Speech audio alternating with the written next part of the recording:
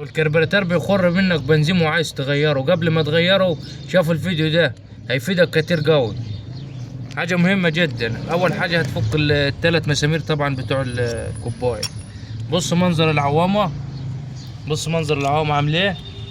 المفروض العوامة دي تبقى كده، تبقى عاملة كده بالظبط. بص عاملة كيف العوامة، معنى كده ان هي مش ضاغطة على البنز بتاع الليبرة بتاعت البنزين بحيث تقفل البنزين. طب الراجل ده قال لي انا نضفت الكربيراتير ده كذا مرة وبيخر برضه بنزين. اوريكم حاجة بسيطة. انا جي خلعين البنز كده. بص العوامة عاملاه. الابرة دي طبعا دي فيها نظام جلدية، هي دي اللي بتحبس البنزين معاك.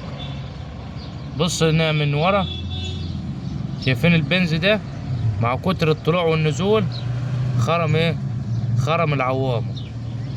فانت هتعمل ايه، حاجة سهلة قوي.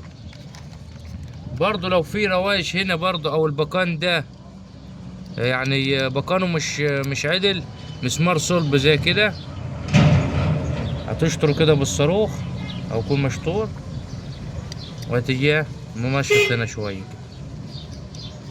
بحيث لو البكان نفسه فيه خشونة، في خشونة مثلا او طين حاجة مش عايزة تطلع، نظام ايه، تمشيط كده.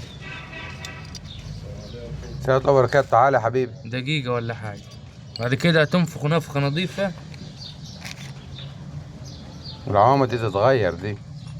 العوامل لو مش لو مش هتغيرها برضه ممكن برضه تعمل فيها حاجة.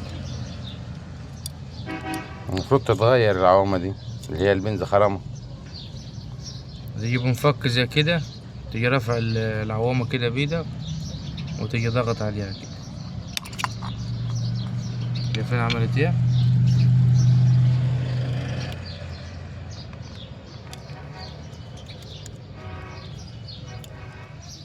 يبقى فيها سنة ايه؟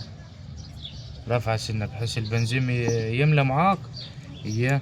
وبرضه في ضغط على معلومة العوامة. مهمة تانية، لو المكنة بتشنق منك ومتغلبك في الدورة في الصبح، ممكن برضه بسبب ان هي ما تبقى شنقانة بنزين، لو عملت لها العوامة كده هتظبط معاك. لازم العوامة تبقى كده وتجربها برضه.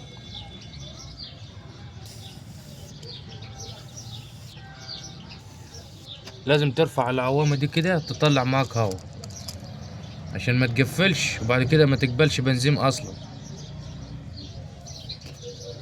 بس وهتيجي طبعا هتبقى نفخة نظيفة، تيجي مجمع على الفواني دي عشان احيانا بتيجي فكة.